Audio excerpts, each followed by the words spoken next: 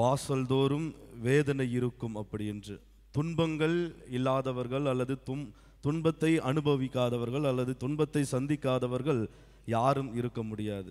வேணா இருக்கிறீங்களா? அப்படி இது வரைக்கும் துன்பலாம் அதுனா அப்படின்னா அப்படின்ட்டு நிச்சயமாக அப்படி யாரும் இருக்க முடியாது. எல்லோருமே ஏதோ ஒரு விதத்திலே துன்பங்களை கடந்தவர்களாக, துன்பங்களை அனுபவித்தவர்களாக, துன்பங்களை சந்தித்தவர்களாகத்தான் இருக்க முடியும்.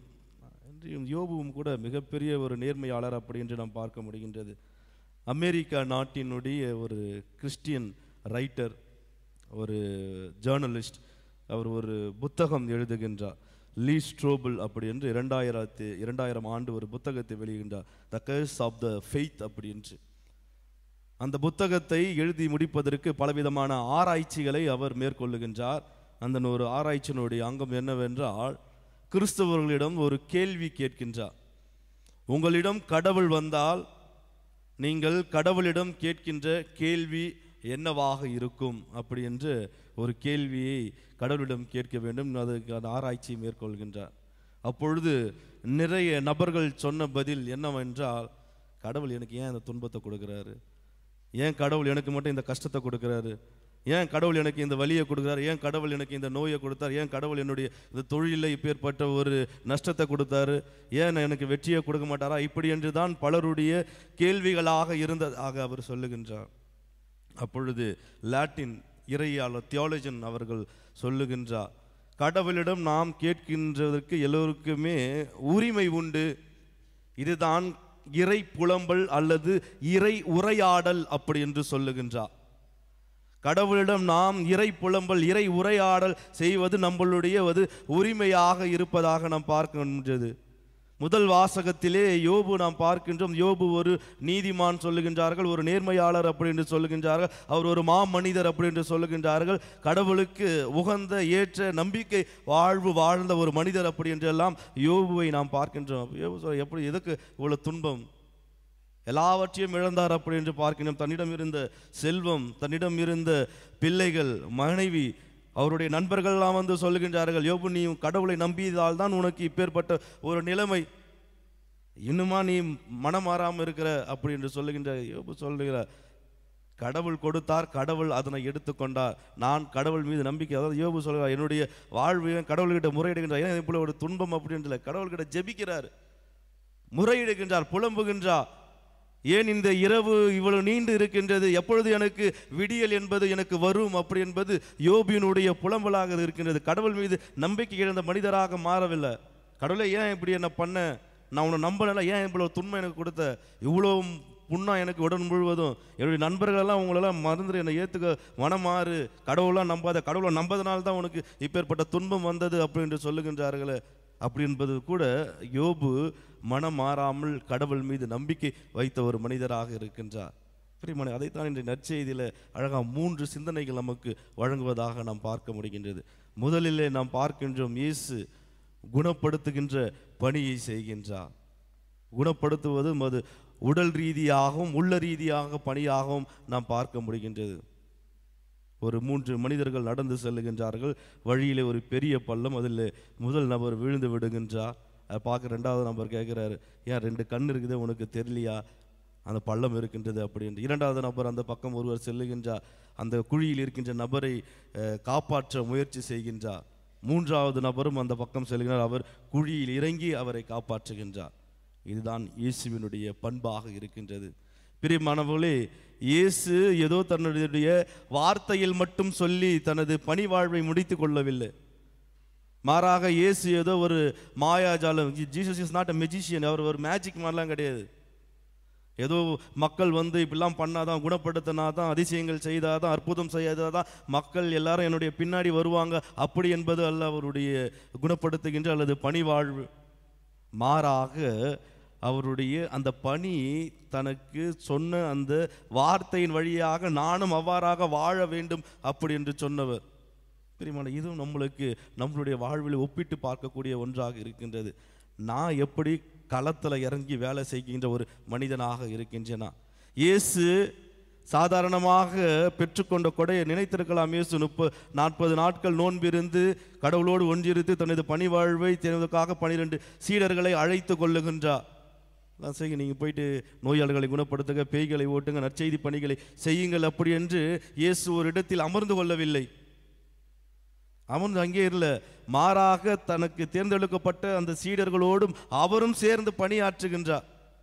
அதுதான் இயேசுவினுடைய மிகப்பெரிய குவாலிட்டி. இதுதான் நாம் கற்றுக்கொள்ள வேண்டும். நாமும் நம்மளுடைய வாழ்விலே அப்பேற்பட்ட ஒரு பணியை நாமும் களத்தில் இறங்கி செய்தவர்களாக வேண்டும். நான் கடவுளுடைய மகன், எனக்கு கடவுள் அதிகாரம் கொடுத்தார், நான் அந்த அதிகாரத்தை மீண்டுமாக நான் தேர்ந்து கொண்ட 12 சீடர்களுக்கும் அல்லது 72 சீடர்களுக்கும் நான் கொடுத்து விட்டேன், என்னுடைய கடமை முடிந்து விட்டது அப்படி என்று இல்லை. மாறாக இயேசு தனது சீடர்களோடு மீண்டுமாக தனது பணி செய்து கொண்டவராக இருக்கின்றார். களத்தில் இறங்கி வேலை செய்பவராக, வெறும் வார்த்தை மட்டும் அல்ல இயேசுவினுடைய பணி வாழ்வு, மாறாக அது குணப்படுத்தக்கூடியவராக இருக்கின்றது. உடல் ரீதியாக குணப்படுத்துகிறார். தொழுநோயாளர்களை, முடக்குவாதமுற்றவர்களை, பார்வையற்றவர்களை. இன்று நாமும் பார்க்கிறோம் நற்செய்தியிலே சீமோனுடைய மாமியார் காய்ச்சலில் இருந்த பொழுது, லூக்கா நற்செய்தியில் அதிலும் லூக்கா நற்செய்தி கடும் காய்ச்சல் அப்படி என்று சொல்லுகின்றார். ஒருவேளை லூக்கா நற்செய்தியாளர் ஒரு மருத்துவரார் அப்படி என்பதால் அதனுடைய காய்ச்சலுடைய அந்த வேல்யூ அவருக்கு தெரிஞ்சுக்கலாம். இது ரொம்ப வைரல் காய்ச்சலா இல்லை சாதாரண காய்ச்சலா அப்படி என்பது ஒருவேளை லூக்கா நற்செய்தியாளருக்கு தெரிந்தால். ஆனால் லூக்கா நற்செய்தியாளர் பட்ட கடும் காய்ச்சலில் சீமோனுடைய மாமியார் இருந்தார் அப்படி என்று சொல்லுகின்றார். அவருடைய காய்ச்சல் குணப்பெற்றதும் இயேசுவுக்கு பணிவிடை செய்தவராக இருப்பதாக நாம் பார்க்க முடிகின்றது. பிரியமானவர்களே, இயேசு உடல் ரீதியாகவும் உள்ள ரீதியாகவும் குணப்படுத்துகின்றார். பேய்களை குணப்படுத்துகின்றார். பேய்கள் பிடித்தவர்களை, தீ ஆவி பிடித்தவர்களை குணப்படுத்துகின்றார். பாவிகளை மன்னித்து ஏற்றுக்கொள்பவராக இருக்கின்றார். இயேசு இது முதல் செய்த பணியாக இருக்கிறது, குணப்படுத்துகின்ற பணி. பிரியமானவர்களே, இது என்னுடைய வாழ்வுக்கு இந்த குணப்படுத்துகின்ற பணி எவ்வாறாக நான் எடுத்துக்கொள்ளப் போகின்றேன்? இயேசுவை போன்று நான் ஏதோ வார்த்தையால் மற்றவர்களை மட்டும் பேசுகின்றனா, அல்லது அதை என்னுடைய வாழ்விலே நான் செயலாக்கம் கொடுக்கின்றனா? நான் தீட்டுகின்ற திட்டங்களில், நான் வடிவு கொடுக்கின்ற செயல்களிலே அதற்கு நான் இறங்கி, என்னுடைய இடத்திலே இறங்கி, களத்திலே இறங்கி அதை பணிவிடை செய்கின்ற ஒரு நபராக மாறுகின்றனா? அப்படி என்பதுதான் இயேசு சொல்லுகின்ற முதல் சிந்தனையாக இன்றைய நற்செய்தியிலே நாம் பார்க்க முடிகின்றது. இரண்டாவதாக நாம் பார்க்கின்றது இயேசுவினுடைய ஜெப வாழ்வு. இயேசு காலையிலே எழுந்து கருக்களில் எழுந்து ஜெபிக்க சென்றார் அப்படி என்று நாம் பார்க்க முடிகின்றது. இதெல்லாம் நம்மளுக்கு மிகப்பெரிய ஒரு பண்பு. இரண்டாவதாக நாம் பார்க்க முடிகின்றது இயேசுவிடம் கற்றுக்கொள்ளக்கூடியது ஜெப வாழ்வு. இன்று நாம் எல்லோருமே இதில் தான் நம்ம வீக்காக இருக்கிறோம். ஜப வாழ்வு அப்படி என்று எல்லாம் மாறி போகின்றது. அது இல்லங்களிலும் சரி, ஆலயங்களுக்கு வருவதிலும் குறைவாக ஏற்படுவதாக நாம் பார்க்க முடிகின்றது.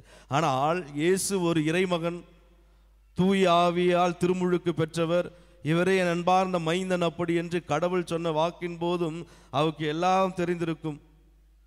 இயேசு கடவுள் கொடுத்த தனது கொடைகளை வைத்து, ஆற்றல்களை வைத்து, வல்லமையை வைத்து அவரால் ஜபம் செய்யாமல் கூட இந்த அதிசயங்களை செய்ய முடியும். ஆனால் இருந்தபோதும் இயேசு மற்றவர்களுக்கு நான் ஒரு எடுத்துக்காட்டாக, உதாரணமாக, I should be example to others. நான் ஏதோ சும்மா கடமைக்காக வந்த நான் இறைமகன் அப்படி என்று மட்டும் சொல்லவில்லை. அந்த ஜப வாழ்வு எனக்கும் இருக்கின்றது, அதை நான் உங்களுக்கு சொல்ல வேண்டும்.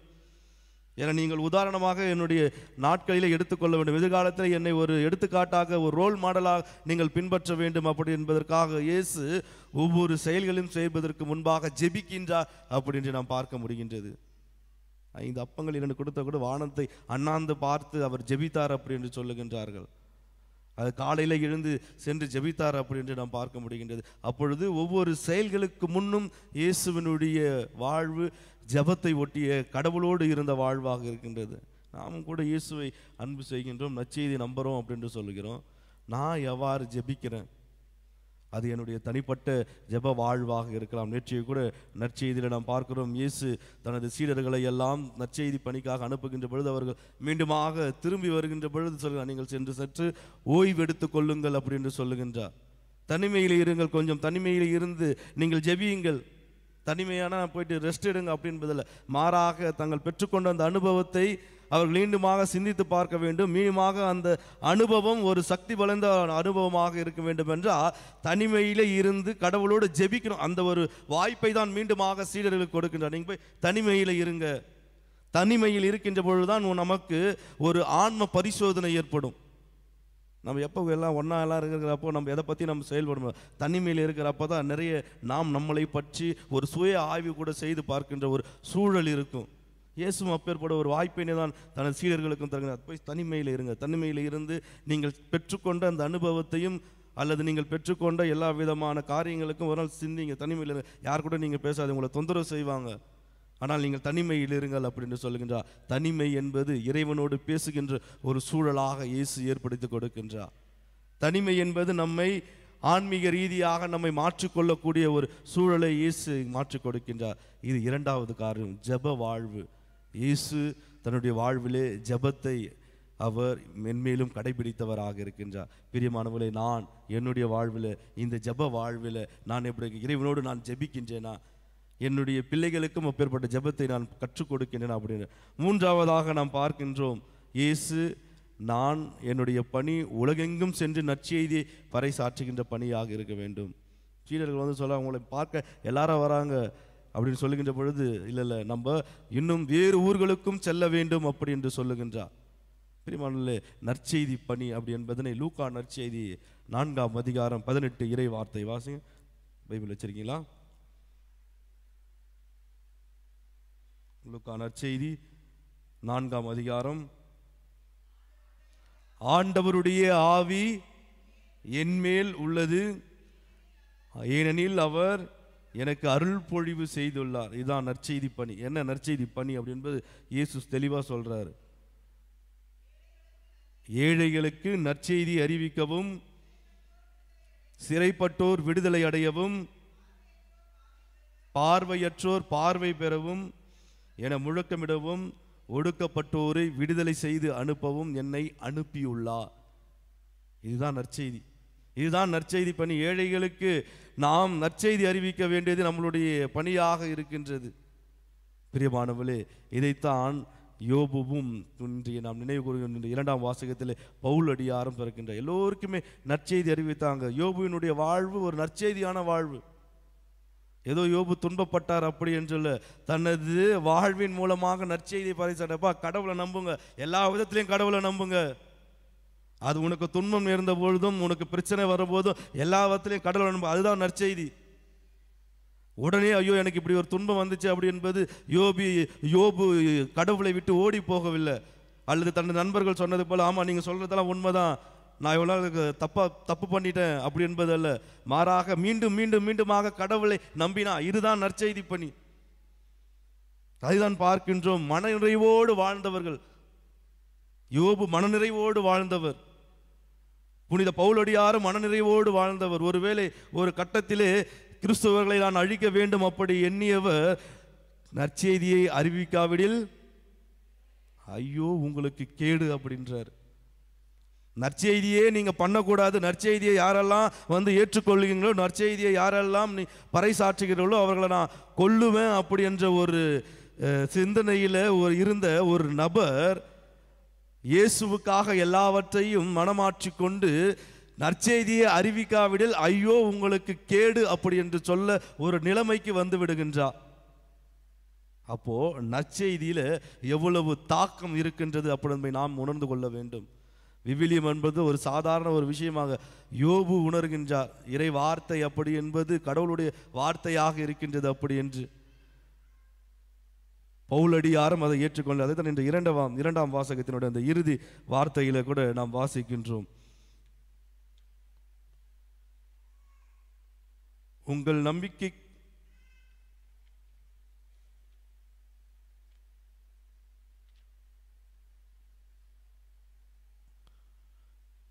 நற்செய்தியால் வரும் ஆசியில் பங்கு பெற வேண்டி நற்செய்திக்காக எல்லாவற்றையும் செய்கிறேன் அப்படி என்று. நற்செய்தியால் வரும் ஆசியில் பங்கு பெற வேண்டி நற்செய்திக்காக எல்லாவற்றையும் நான் செய்கிறேன் அப்படின்னு சொல்லுகின்றார். அப்போ பிரியமானவர்களே, இயேசு அப்போ சொல்லுகின்றார், நற்செய்தி பறைசாற்ற தான் வந்திருக்கிறது. அது எல்லோருக்குமே சென்று வர வேண்டும். ஏழைகளுக்கும் செல்ல வேண்டும், ஒடுக்கப்பட்டோருக்கும் செல்ல வேண்டும், விளிம்பு நிலையில் இருக்கின்றவர்களுக்கும் செல்ல வேண்டும் அப்படி என்பது இயேசுவினுடைய நோக்கமாக இருக்கின்றது. யோபுவை போன்று மனநிறைவோடும் இயேசு போன்று தேவையில் இருப்பவர்களுக்கு உதவி செய்வோரை போன்றும் நாம் இருக்க வேண்டும். இயேசு தேவையில் இருப்பவர்களுக்கு உதவி செய்கின்றார். இன்று சீமோனுடைய மாமியார் காய்ச்சலாக இருந்தபோது அவர்கள் சென்று அவர்களை தொட்டு குணப்படுத்தினார் அப்படி என்று பார்க்க முடிகின்றது. நிறைய நபர்கள், பேய் பிடித்தவர்கள், நோய்வாய்ப்பட்டவர்கள், எல்லாரையும் அழைத்து வருகின்ற போது அவர்களையும் குணப்படுத்தினார் அப்படி என்று நாம் பார்க்க முடியும். தேவையில் இருப்போர்களை குணப்படுத்துவது இயேசுவின் ஒரு மிகப்பெரிய ஒரு பண்பாக பார்க்க முடிகின்றது. பிரியமானவர்களே, இதையெல்லாம் பார்த்துவிட்டு நாம் கூட இன்று ஒரு அருமையான ஒரு புனிதருடைய விழாவை கூட இன்று நாம் நினைவு கூறுகின்றோம். இன்றைக்கி அன்பிய ஒரு அருளானந்தர் அன்பியம், இன்றைக்கி ஞாயிற்றுக்கிழமை கடவுளுடைய நாள். அதனால் இப்பேற்பட்ட புனிதர் நினைவு கூறக்கூடிய ஒரு புகழ் இன்றைய நற்செய்திக்கும் இன்றைய புனிதருக்கும் ஏற்ற நாள் நாம் பார்க்கின்றோம். ஜான் தி பிரிட்டோ அருளானந்தர் அப்படின்னு பல போர்ச்சுக்கல் லெஸ்பியன் எங்கே இருக்குது? மதுரை, ராமநாதபுரம் எங்கே இருக்குது? ஓரியூர் எங்கே இருக்குது? போர்ச்சுக்கல்ல ஒரு லெஸ்பியன் அப்படி என்ற ஒரு நாட்டில் பிறந்தவர் தான் ஜான் தி பிரிட்டோ. ஆனால் இயேசுவுக்காக நான் நற்செய்தி பணியை செய்ய வேண்டும் என்பதற்காக இந்தியாவில், அதிலும் குறிப்பாக தமிழ்நாட்டுக்கு வந்து இருக்கின்றார். தமிழ்நாட்டிற்காக வந்து தனது நற்செய்தி பணியை செய்ய வேண்டும் அப்படி என்று தமிழ் மொழியை கற்று அந்த மக்களுக்காக பணியாற்றுகின்றார். அவரை கொல்லுகின்றார்கள். ஆனால் தனது இறுதி கட்டத்திலே கூட இயேசுவுக்காக நான் நற்செய்தி பணி செய்ய வேண்டும் அப்படி என்று செய்தவராக இருப்பதாக நான் பார்க்க முடிகின்றது. ஏறக்குறைய திருமுழுக்கு யோவானை போன்றுதான் இவரும் நம்பிக்கையோடு நற்செய்தியை பறைசாற்றுவார். எவ்வாறு ஏரோதின் தனது தம்பியினுடைய மனைவியை வைத்திருந்தாரோ அதை தட்டி கேட்டாரோ, அதே போன்று அருளானந்த ஜான் தி பிரிட்டோவும் கூட தண்டி அப்படி என்ற ஒரு நபர்களில் ஒரு மன்னன் அவரை கொல்லுவதாக நாம் பார்க்க முடிகின்றது. தனது சாகும் தருவாயிலே கூட இருக்கின்ற பொழுது அங்கு ஒரு அந்த இந்து பெண்மணி கொடுக்கின்ற அந்த மோர் வழியாக உனக்கு என்ன ஊர் அப்படின்னு கேட்கின்ற போது இதில் என்று இது நெல்லூர் அப்படி என்று அழைக்கப்படும் அப்படி என்பது இந்த ஒரு அதிகாரத்தையும் கூட கொடுக்கின்ற ஒரு மனிதராக இருக்கின்றார் அருளானந்தர். பிரியமானவர்களை, சிந்தித்து பார்ப்போம். நற்செய்தி பணியை ஏற்றுக்கொள்வராக அருளானந்தர் இருக்கின்றார். போர்ச்சுக்கல் எங்கே இருக்குது? மதுரை, கோவா, ராமநாதபுரம் இது எங்கே இருக்குது? நற்செய்தியினுடைய தாக்கம் இதுதான். இயேசு சொல்ல, நான் உலகெங்கும் சென்று நற்செய்தியை பறைசாற்று. கலிலேயாவில் மட்டும் தன்னுடைய பணி வாழ்வு முடிந்து விடவில்லை. இயேசுவினுடைய